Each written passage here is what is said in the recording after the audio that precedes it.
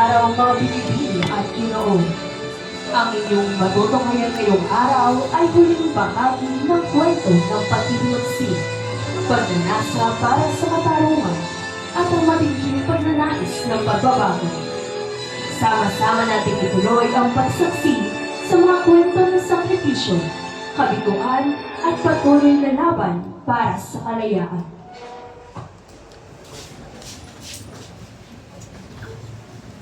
Power on. Bluetooth mode. Bluetooth committed.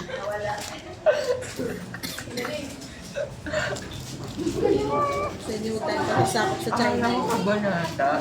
Power on. Bakit?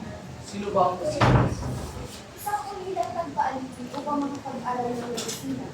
Masipag, matalino at ginagawa ng kanyang mga profesor. isang ulila? Mabuti, walang maghanap sa kanya. Ngunit, kamahalan, kung siya ikukulong, paano niya magagawa sa kanyang pag-aaral? Yung iba, tungkol ang pamahalaan na kunilain ng nagsisila. Dapat lang may maiwan sa buhay. Mawawalan ng dama ng ating pamamahalang makakawalan ng lahat ng pilibuster. Kamahalan, ang pag-isimahan laro ay hindi pa papakita ng higla. Kung naisabi mo na hindi ang Pilipinas sa ilalim ng Espanya, marami pang napairali ang justisya. Anong sinasabi mo? Ikaw pa ang nagtuturo sa akin kung paano mamahala. Tandaan mong hindi Espanya ang nagbigay sa akin ng kapangyarihan, kundi ang Kristo. Balik ka, mahalat. Hindi niyo ba iniisip ang kinabukasan ng bansang ito? Hindi niyo ba nakikita?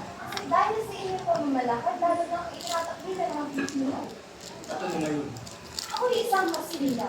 Ngunit ulat sa lahat ako'y isang tao. At bilang isang tao, hindi ko kayang manatili sa harap ng walang katarungan. Sa kalsada, may isang karwaheng hinihila ng kabayo. Nakaupo ang mataas na kawan sa loob, habang ang kutsero ay nagmamanihan.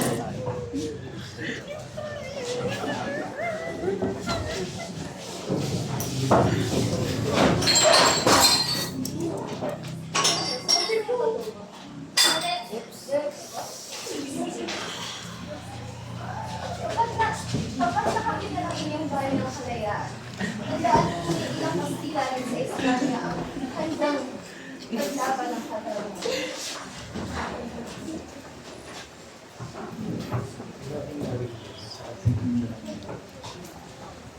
Matapos ang kontrobersya ng mga paskil, maraming estudyante ang ikinulong.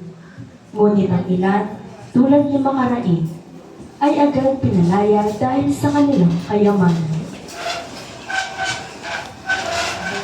Sa loob ng madilim na kulungan.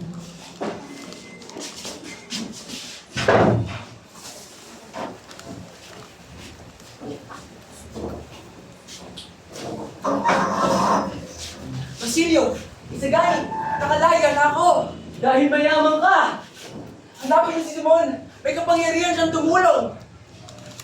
Ang mga estudyante ay dinala sa harap ng Kapitan General. Sa kabila ng kawalan ng ebidensya, sila'y patuloy na sinisisi. Ang mga estudyante nito po ay sangkot sa paskin. Ayun siya ba? Kung wala, bakit sinakaulong? Ikaw, matapang ka. Ngunit delikado. Sige, palalayain kita. Pero hindi ka na makakabalik sa Diyos. Si Isagani pinalaya, ngunit pinagbawalan makapag-aral.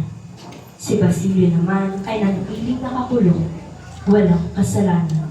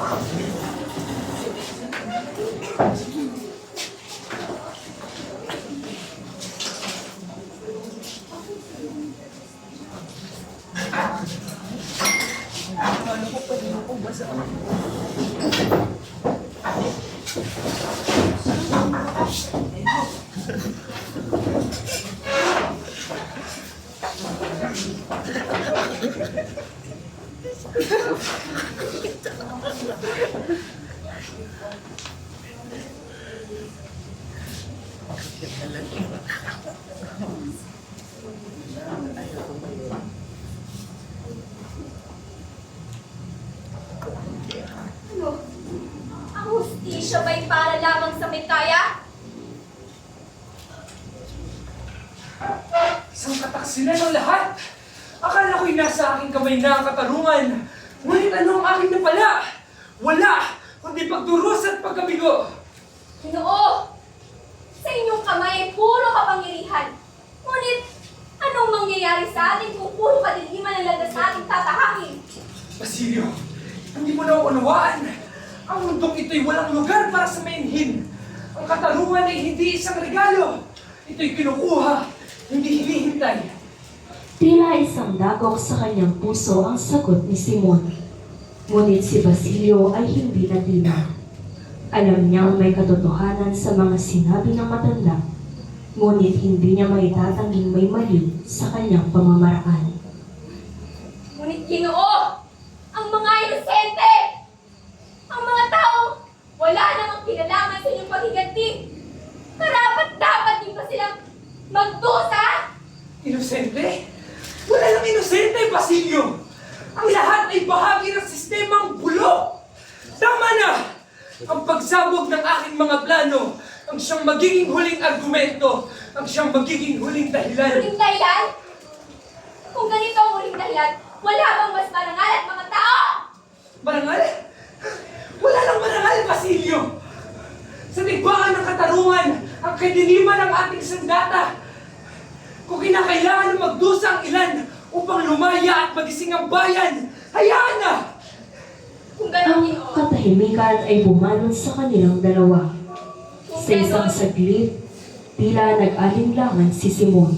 kung gano'n, Ngunit ang Ginoo, apoy ng kanyang paghimagsik ay hindi basta-basta mapapas. kung gano'n, Ginoo, ito na ang ating huling pagkita at pag-uusap. Hindi ko kayang sigurahin ang mga madilim na landas na iyong tatahakin! Kung yan ang iyong pasya, Basilio, lumakad ka sa iyong paniniwala. Ngunit tandaan mo na darating ang araw na mapagtatanto mo, ang bayan na ito ay hindi binago ng panalangin, kundi ng apoy at ng bakal.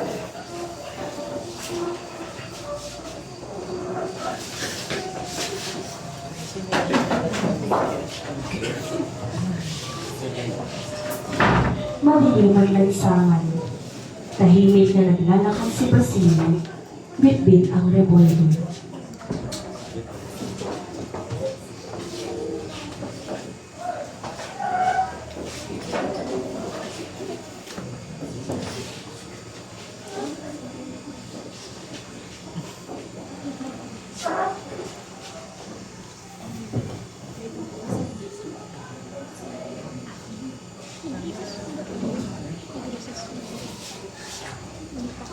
Isang gabing puno ng kasiyahan. Ngunit, isa rin gabing magdadala ng dilim sa kasiyahan ng mga mayaman. At ang kasiyahan na ito'y ay magiging libingan ng mga masama.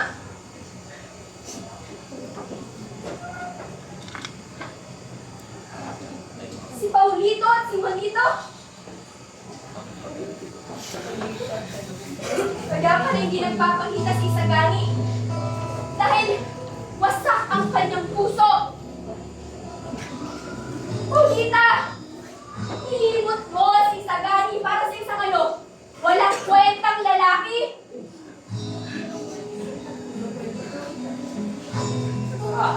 Sir Simon, hindi ko alam kung paano ako makakapasalamat sa iyo, Ginoo. Hindi dahil sa inyo, hindi ko makakamit ang marangyang kasalang ito. Dr. Mateo, huwag kayong mabahala dahil madudot sa mga kapasiyan. Dahil ito ang aking isang regalo para sa bagong isa. Isang lamparang hindi lang nagbibigay ng malam, hindi nagbibigay rin ng kapalaran. Isang obra maestra. Talagang may mataspuntahan si Senyor Simon. Nasa isang sulok si Isagani. Nag-iisa. Hawak ang baso ng alak, ngunit hindi umiinom. Lalapit si Basilio. Paulita, paano na ang pangarap nating dalawa? Pangarap na hindi ko kayang marating mag-isa. Pangarap na yung pinagkaloob ko na sa iba. Pangarap na hindi ko kailanman. Paulita, bukas ay iba ka na.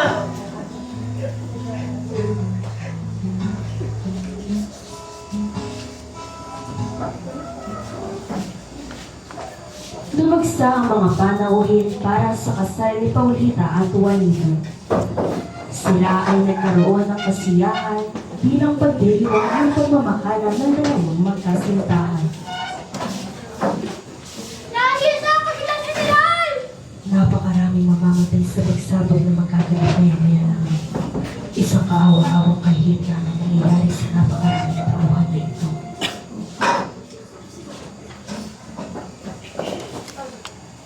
Narito ang aking handog para sa bagong kasal. Napakagandang mga ilaw. Salamat, Pinoong Simon. Maaari na ba namin itong magamit? Oo, maaari niyong ilagay ito doon sa kapagkainan. Hindi sila maaaring magkamay! Papasukin ninyo ako! Kiniligtas ko sila! Papasukin mo ako! Sinabing hindi! Papasukin ninyo ako! Ay, nasa eskolta, madali.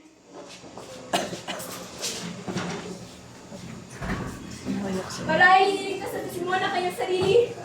Kailangan ko na rin umalis dito. Basilio, ang ginagawa mo dito? Na, sumama ka na sa akin. Hindi, kailangan pupuntahan si Paulita. Bukas ay iba na siya. Gusto mo na bang mamatay? Bukas ay iba na siya. Sayangin!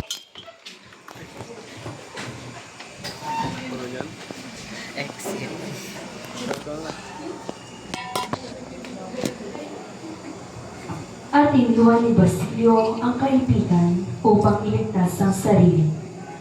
Sa loob ng bahay ay nagkakainan na ang mga bisita.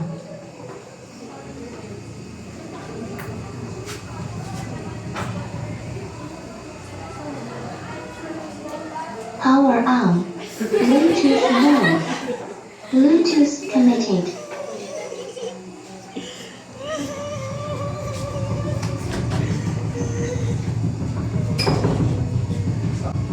Kapit na ito.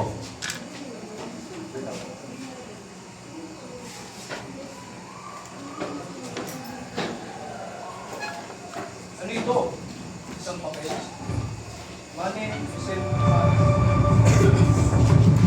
ano ito? Isang papel. Money, isang Gusto gusto mo itara. Marahil ay isang biro lang yan. Isang masamang biro! Isang pagpabanta mula sa taong matagal ng patay!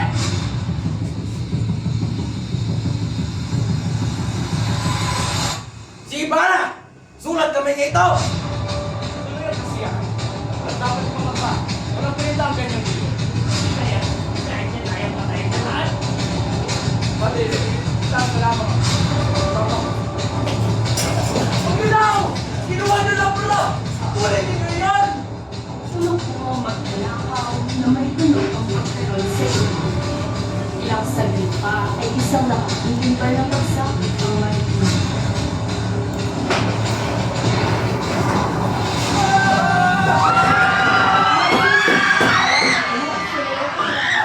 Magtatawa ng mga panawin, magsisigawan ng mga kababaihan. Lumagdag si Simon sa bintana at maglalaho sa lilim.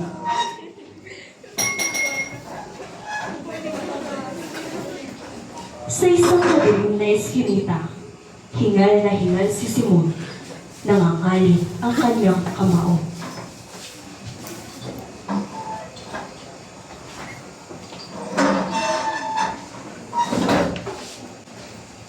Sagani! Sinira mo ang lahat! Ngunit mapapansin niyang may sumusunod sa kanya, si Basilio. Simon, ititigil ka na natin itong kadiliman na ito! Basilio? Alam mo na kung sino ako? Oo! Ikaw, si Crisostomo Ibarra! Ah! Ako'y nabigo muli sa aking plano! Ngunit, hindi pa natatapos dito ang revolusyon.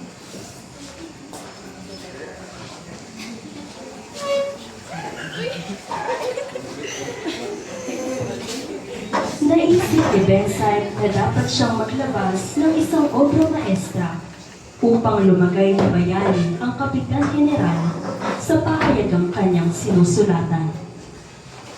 Ang pambungad ng talatang kanyang isinulat ay punong-puno ng paglalarang. Inisa-isa ni Bensay ang magagandang proyektong nagawa ng Kapitan General na ikinatuwaraw ng lahat ng nasasakupan. Inilarawan itong matapat, makatarungan, makamasa, at walang kahilig-hilig sa mga bagay na pansamantalang nagpapasaya, tulad ng sugal, alak, at babae. Kailangan kong ilabas ang aking nilathala tungkol sa pamilya sa kasalan.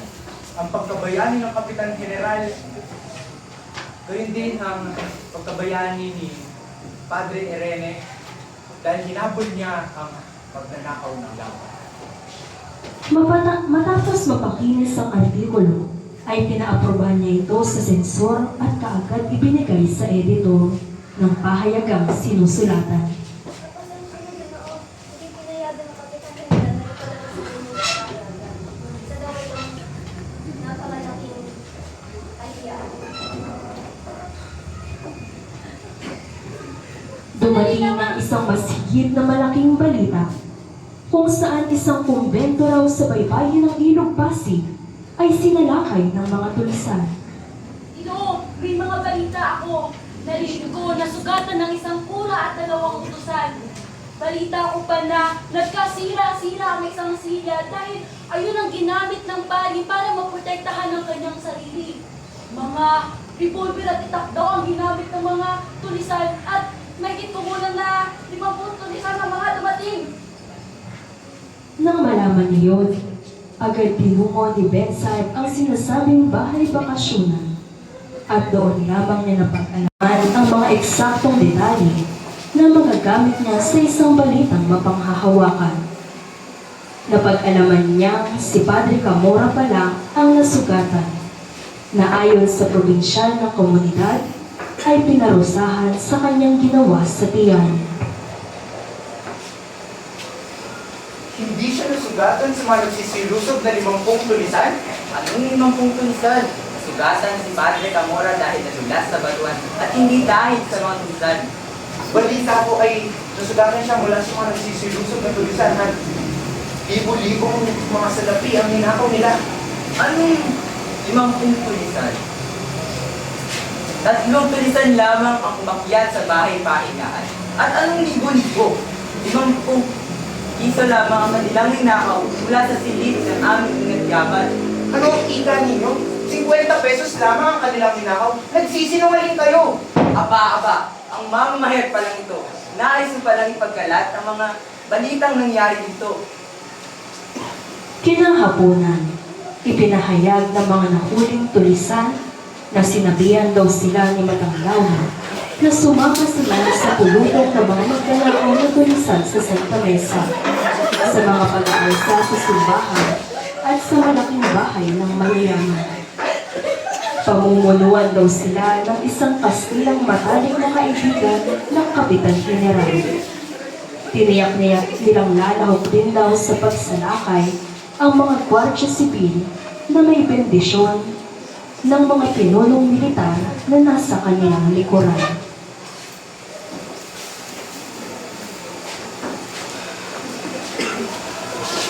Ang budget sa amin ay putok ng kanyon.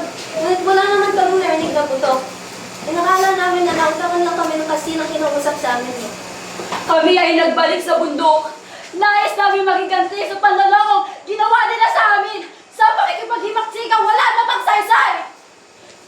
Kumalat ang balitang si Simon ang Kastilang may puting buhok dahil tinanggal nito ang salamin may kulay. Galit ang mga tauhan ng Kapitan General sa nabalitaan at pinipilit bawiin ang sinabi ng 3 tulisan. Nang hindi mangyari, pinaglalatigo silang ng mga may kapangyarihan. Itinigil ang pagpaparusa nang mapatunayang si Simon ay wala na sa kanyang tahanan at nakaimbak sa kanyang tirahan ang sako-sakong mga pulbura at mga bala.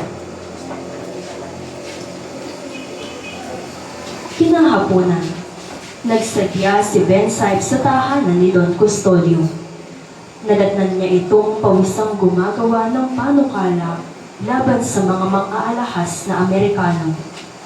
May ibinulong ang matanda na ikinamulagan ng mamamahayan. Ito ba ng studio? Yan ang sinabi mo. Paano kung makita siya ng may kapangyarihan? Aba, titiyak na sila'y maliligtas sa kamatayan.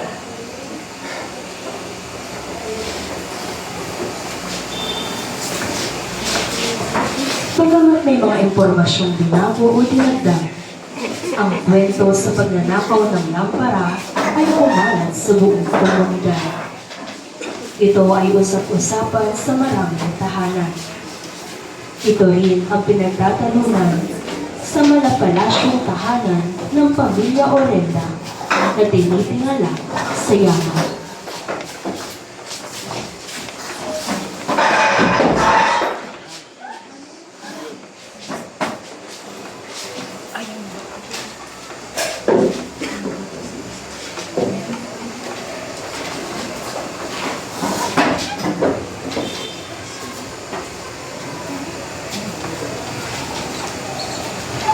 Anong sikreto ang sinasabi mo, Chicho?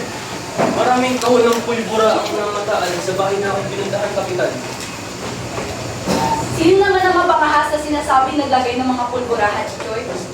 Isang haka ni Senyor Pasta na mga ritong kaawin ni Don Timoteo o kaya naman ay karibal ni Juanito. Pero, totoo ba ang sinasabi nila na ang lahat ng mga dumalo ay maaaring mamatay kung sumabog ang nasabing pulbura? Ay, naku! Balita ko, dumalo ang mga mayayamang aking pinautang. Salamat kayo, Kapitan at Kapitana. Kung natuloy ang pagsabog, wala na kayong kayamanan pa. Nakausap ko ang isa sa aking mga kaibigan sa pamahalaan. Kilala niyo ba kung sino ang may gawa nito? Ang mga kura ba, ha, Chichoy? Ang mga estudyante ba? O si Quiroga ba? Mali kayo ba? Mali kayong lahat. Walang ibang gumawa noon kundi si Simon. Si Senyor Simon? Ito pa siya sa kasalanan. Hindi na pa mga regalo. Oo, dumalo siya. Ngunit nawala rin ang parang bula. Kaya pala dahan-dahan sinindihan ni Senyor Simon ang kanyang handog na regalo at bigla na lang nawala sa azotea. Kung nagkaganon, baka sumabog na ang buong kanya ng anluwage. Diyos ko! Ay, naku! Baka kung nagkataon ay... naku! Dapat pasasalamatan natin ang mga magnanakaw. Sasalamatan. Totoo, hindi mo dapat nakawin ng hindi po pagmamayari. Pero, hahayaan ng magnanakaw na magliyab ang lamesang kinakainan nito kung ito ay ang hustisya para sa mga sinaktan ng mga kapangyarihan dito sa ating lipunan.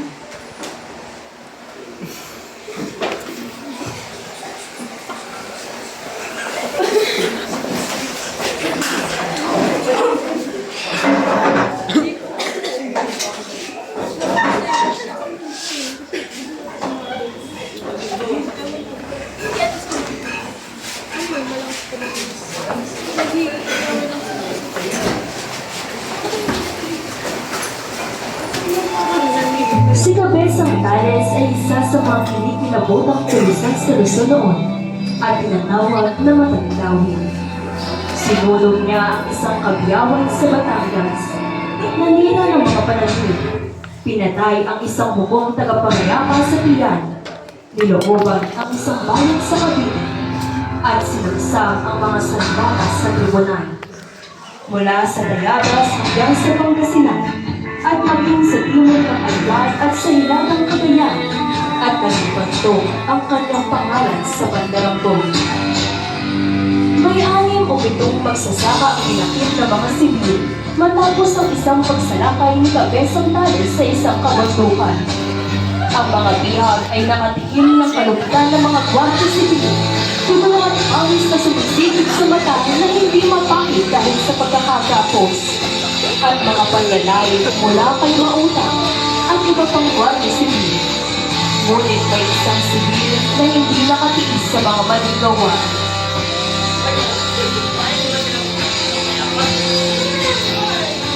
Wala may problema sa akin. Ngunit hindi ka ba nakakawa? Hindi ba tao rin sila katulad natin? Bago nga lang wala. Ito bang ginagawa ninyo sa mga yan sa lima? Kung may mabuting magalo, ay ginawa na namin. Kaaway man sila, ngunit sila pa rin ang kababayan natin. Maya-maya ay may isang biyag na nakiusap tumigil yung saglit dahil sa kanyang pangangailangan. Ngunit siya ay hindi pinayagan dahil sa panganib ng lugar. Isang putok ang narinig. Natamaan si Mautang at nagpagulong-gulong sa lupa. Siya ay nasawi. Ano? Sigaw ang habong putlang-putla sa pangyayari. Siya naman ang sunod na tinamaan sa bisig at na may lipid si sakit. Ikaw! Nagpatuloy ang putukan hanggang sa may magpakitang lalaki sa ibabaw ng talampas. Paputukan! Tatlong gwardiya sibil ang sumunod sa utos, ngunit nakatayo pa rin ang lalaki. Hindi maunawaan ang sinisigaw nito. Napahinto si Carolino, parang namukhaan niya ang lalaking iyon na nababalot ng araw. Ngunit siya ay napagpantaan ng sakit. At tinutulungan ang Carolino ng lalaki. Tumigil ang lalaki sa sabay ng isang sigaw. Natagpuan nila ang isang matandang nag-iwan na at nakahalusay sa bato. Sinagsaksigan na isang gwardiya sibil gamit ang isang bayoneta. Ngunit nakatingin pa rin ito kay Carolino. Hindi ko kurap at nakaturo ang daliri sa likod ng talakpas.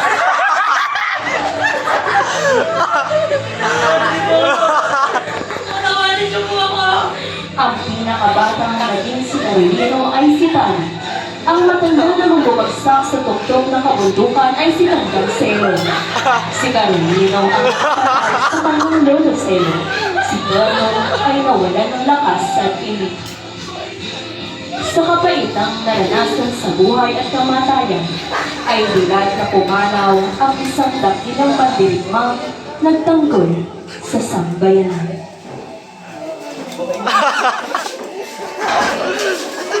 Action naging comedy. Grabe.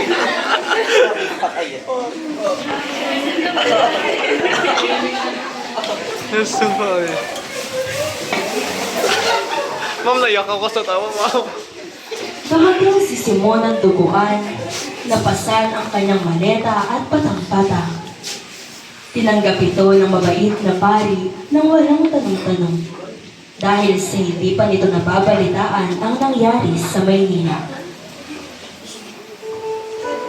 Nakatanggap si Padre Florentino ng isang liham na galing sa tenyente ng Gwardiya Sibil na ganito ang isinasaad.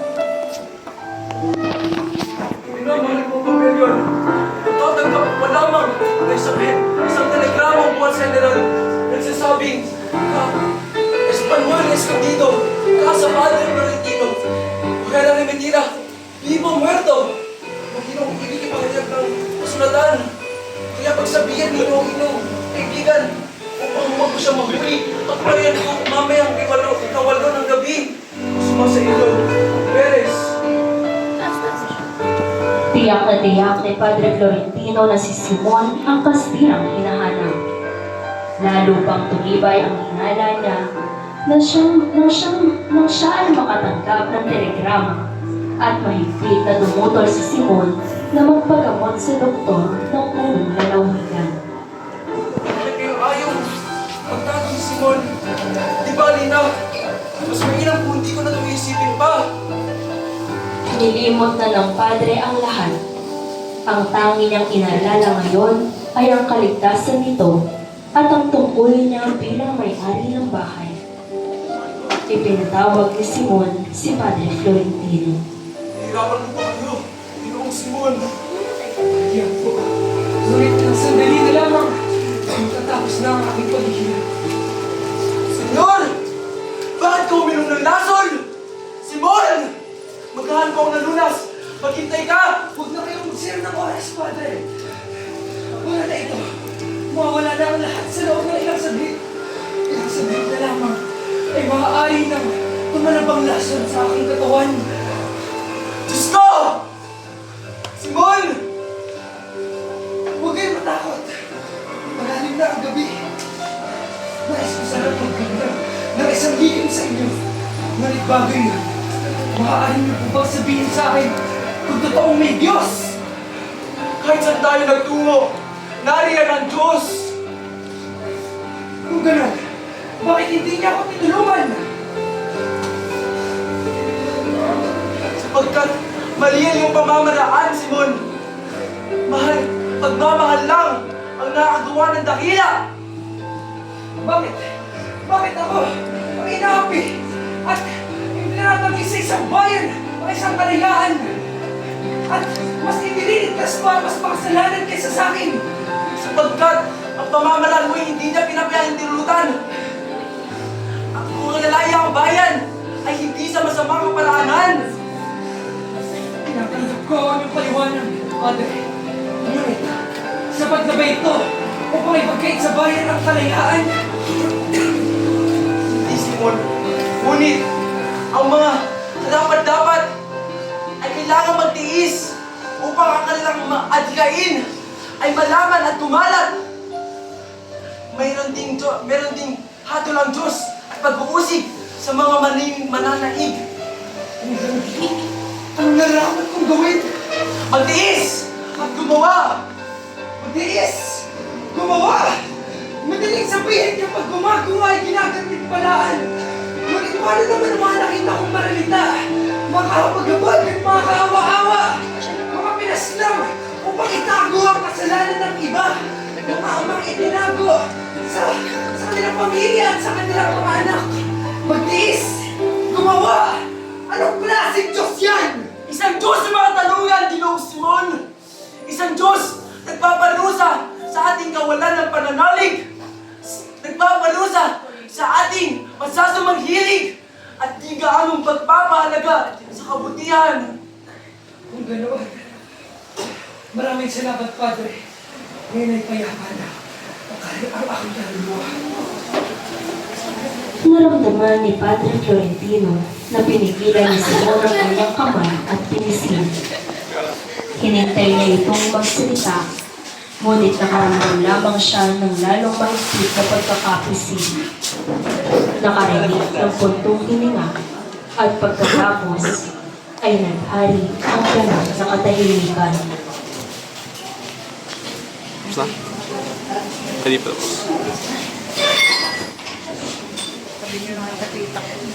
Kinuha ni Padre Florentino ang kayamanan ni Simon at nagtungo sa talampas. Buong kapanglawang pinagmasdan ng kura ang kapaligiran. Kitang-kita ni Padre Florentino ang malitim na along naghahabulan sa dagat Pasipikong yaman ng kalikasan. Pamuling hinagod ng tanaw ni Padre Florentino ang kapaligiran. Natitiyak niyang nag-iisa siya sa kalungkutan. Oo nga't tila may malalakas na bulong na mauulingan ka sa kakubatan.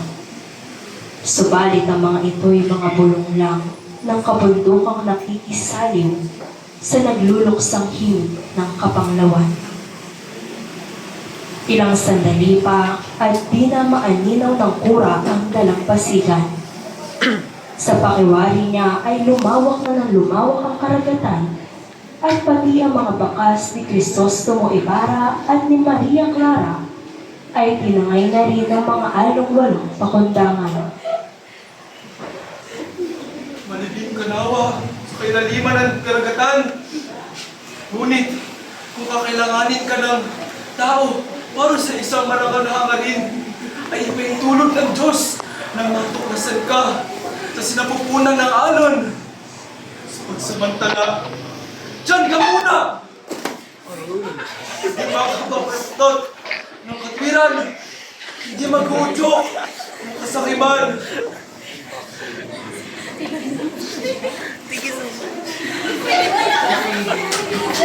Sa pagtatapos ng buong ito, naway nakapagpapalo ng isang malupit na katotohanan.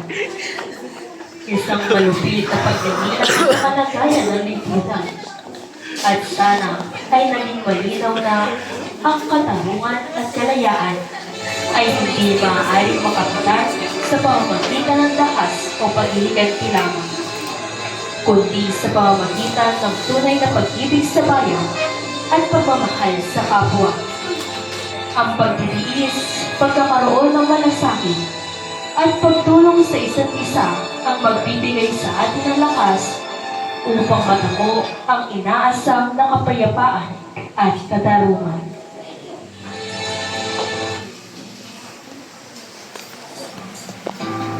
At narito ang mga nagsipaganap. Bilang mataas na kawani at sensya, Malaya Buena.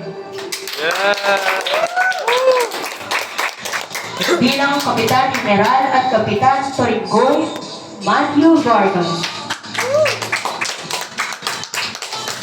Bilang Mautang at Pucheno, Elisha Ramos.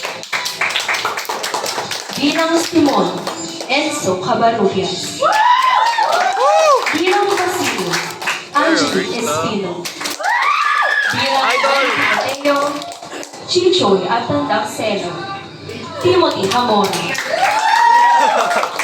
Bilang Padre Irene at Padre Florentino at Makanaig, Sean Flores. Bilang Isagay, Mas Divina. Bilang Paulita at Momol, Brin Cabarubias. Bilang Ben Sai, Aqueus Arasu. Bilang Padre Salve at Pablo, Almer Ramos. Bilang Carolino at Don Custodio, Miguel Vasco. Bilang Doña Victorina at Kapitana Lole, Angeline Paderon. Bilang Juanito, Paring Provincial at Kabesang Tales, J. Lloyd Maligaya. At ang inyong punong tagapagsalaysay, Giselle Gutierrez. At muli, ito ang El Filibus Celista.